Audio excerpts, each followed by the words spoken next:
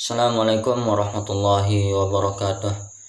Alhamdulillah rabbil alamin wassalatu wassalamu ala asrafil anbiya wal mursalin Sayyidina Muhammadin abul qasimil amin wa ala alihi wa sahbihi ajmain, amma ba'd. Saya Muhammad Habibur Rahman dari kelas 3D PBA akan mereview jurnal dan mereview video yang terdahulu teman-teman kita. Di sini saya akan mengambil video yang kemarin yang saya review dengan tema pengantar tasawuf yang direview oleh saudari Martini. Sebelum kita lanjut ke jurnalnya, saya akan memberi kritik dan saran terlebih dahulu. Di sini setelah saya beberapa kali melihat videonya, beliau ini terdapat banyak mengucapkan seperti nah, oke, atau langsung saja. Sarannya kurangi dikit dengan menggunakan kata tersebut karena terlalu beberapa kali berulang-ulang.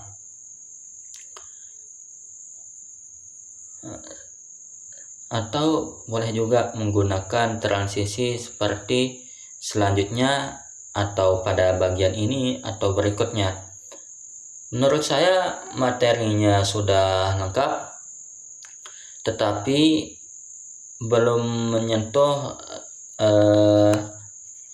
relevansi tasawuf bagi generasi yang sekarang. Tasawuf kan bukan ajaran yang baru, tetapi pendalaman aspek ihsan sebagaimana yang disebutkan dalam hadis Jibril yang mengatakan engkau beribadah kepada Allah seakan-akan engkau melihatnya. Nah, di sini juga kita bisa mengambil dari tema tersebut, bisa mengurangi dari kecemasan dan stres, atau bisa juga ditambahkan materinya tentang membentuk akhlak sosial atau menumbuhkan empati, menjaga hati dan sifat tamak, dari sifat tamak dan sombong. Nah, itu semua. Dan mungkin bisa juga ditambahkan studi kasus pada zaman yang modern ini. Nah, sekarang kita lanjut saja kepada review jurnal. Kita lanjut saja ke jurnal yang pertama yang ditulis oleh Ahmad Fauzi yang mengambil tema tasawuf dan modernitas. Artikel ini membahas hubungan tasawuf dengan dunia modern yang penuh dengan tantangan spiritual dan moral. Penulis juga menguraikan bahwa modernitas melahirkan gaya hidup materialistik, individual dan serba cepat yang menyebabkan manusia kehilangan kedalaman spiritual. Melalui kajian literatur, jurnal ini menjelaskan bahwa nilai-nilai tasawuf seperti zuhud, tawakal, ikhlas, dan ketenangan hati mampu menjadi solusi atas krisis eksistensial masyarakat modern. Penulis juga menunjukkan bagaimana tokoh-tokoh sufi klasik seperti Imam Al-Ghazali telah menawarkan konsep spiritual yang tetap relevan hingga sekarang atau pada zaman modern. Jurnal ini menyimpulkan bahwa tasawuf dapat berfungsi sebagai jalan penyembuhan batin dan pedoman etika bagi masyarakat pada masa kini. Kita lanjut ke jurnal yang kedua yang ditulis oleh Siti Maryam yang mengambil tema tentang tasawuf dan akulturasi budaya. Beliau ini menggunakan penelitian kualitatif deskriptif. Artikel ini membahas proses akulturasi antara ajaran tasawuf dan budaya lokal yang berkembang di Nusantara. Penulis juga menjelaskan bagaimana nilai-nilai tasawuf yang menekankan cinta, kasih, dan musyawarah dan kesederhanaan dapat menyatu dengan budaya masyarakat sehingga menghasilkan bentuk keberislaman yang damai dan sesuai dengan karakter bangsa Indonesia. Jurnal ini juga menguraikan beberapa contoh tradisi nasional seperti ziarah kubur, zikir berjamaah, dan seni religi yang banyak dipengaruhi ajaran tasawuf dan tarekat. Penelitian juga menyimpulkan bahwa tasawuf memiliki peran dalam memperkuat identitas keagamaan masyarakat tanpa merusak budaya lokal tersebut. Kita lanjut kepada artikel yang ketiga yang ditulis oleh Muhammad Ridwan yang mengambil tema tentang peran tasawuf dalam resolusi konflik keagamaan. Beliau ini mengambil metode studi kasus. Artikel ini membahas bagaimana tasawuf dapat menjadi pendekatan penyelesaian konflik keagamaan yang sering terjadi di dalam masyarakat. Penulis menguraikan bahwa konflik biasanya muncul karena ego, kepentingan politik, dan kurangnya pemahaman spiritual. Melalui pendekatan tasawuf yang menekankan cinta kasih, persaudaraan, dan penghargaan kepada sesama atau toleransi, konflik dapat diredam secara lebih manusiawi. Ridwan di sini mencontohkan beberapa kasus di mana tokoh sufi menjadi mediator perdamaian antara kelompok yang bertikai.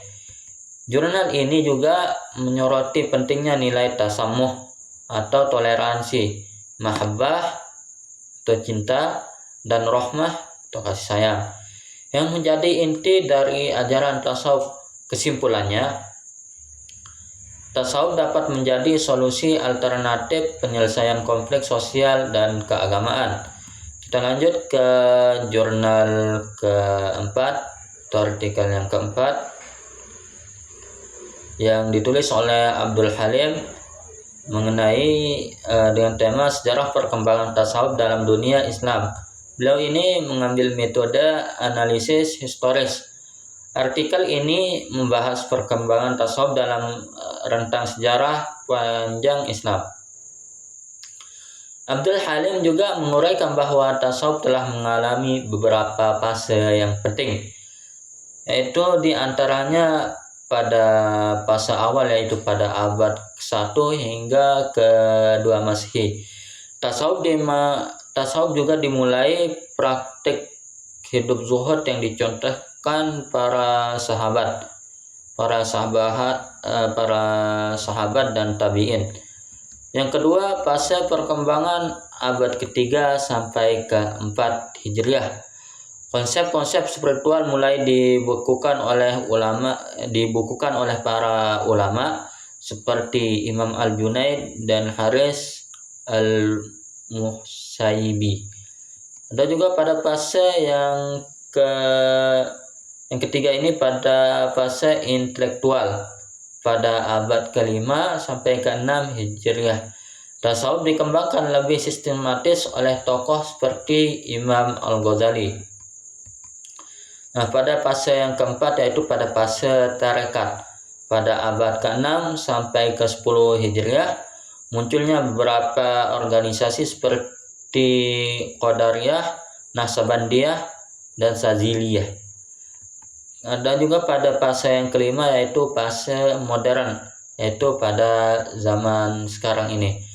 Tasawuf kembali dipelajari sebagai pendekatan psikologi spiritual.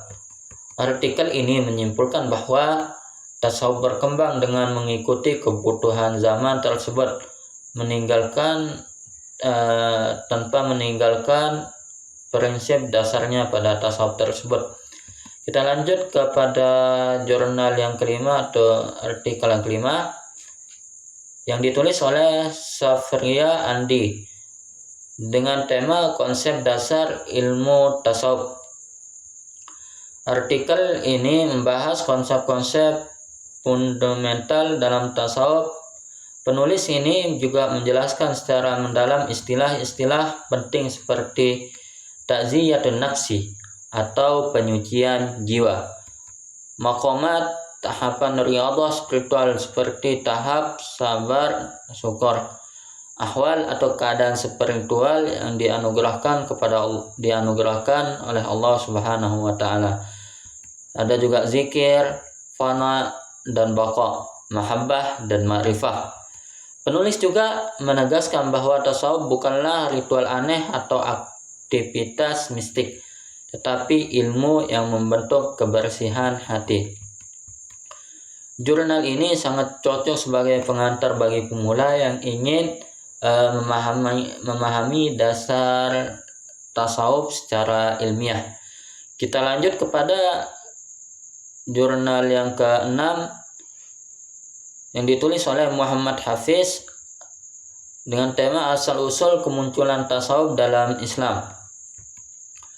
Artikel ini beliau ini mengambil metode dokumentasi dan kajian historis. Artikel ini membahas asal-usul munculnya tasawuf. Penulis juga menguraikan bahwa tasawuf bukan berasal dari budaya Hindu, Persia atau filsafat Yunani seperti tuduhan pihak sebaliknya.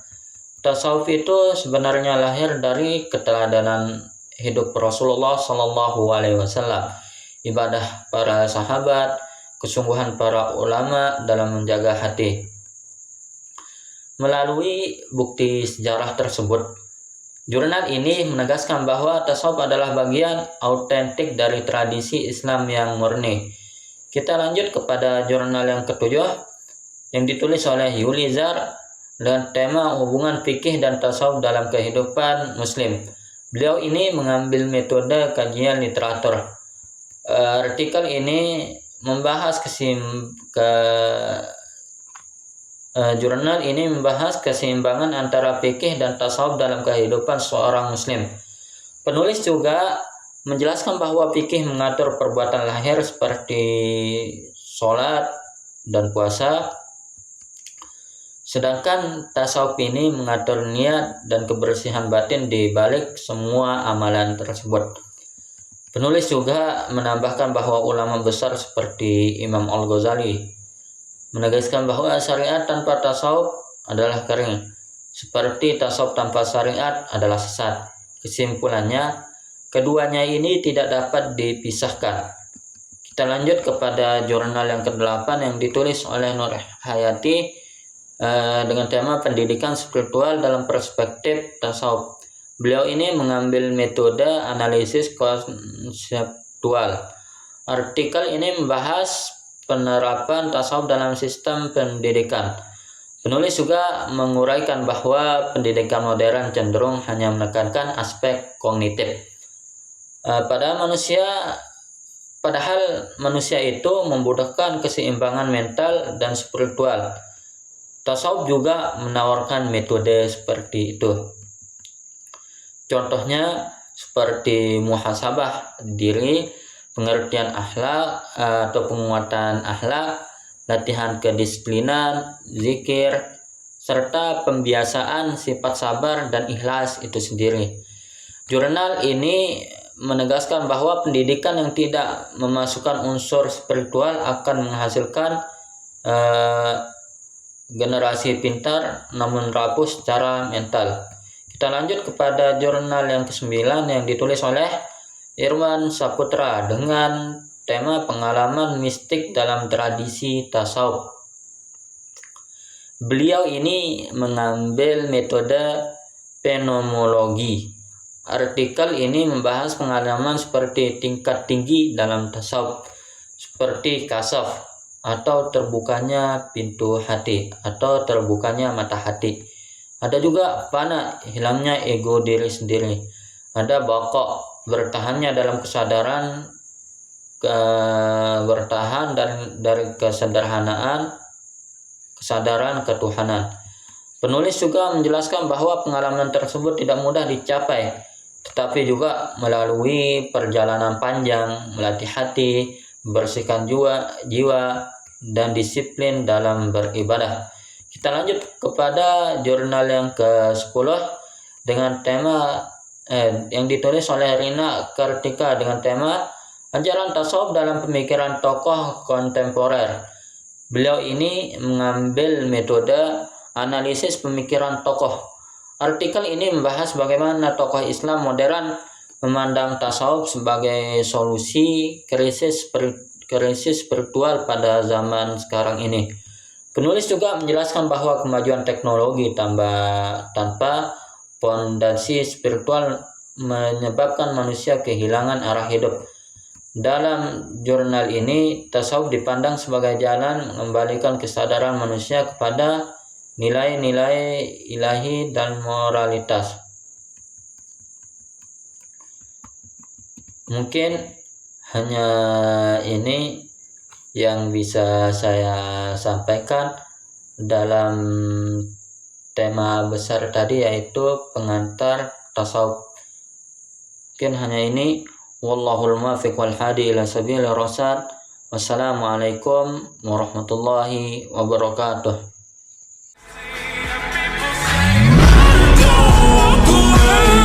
She's sweet but a psycho.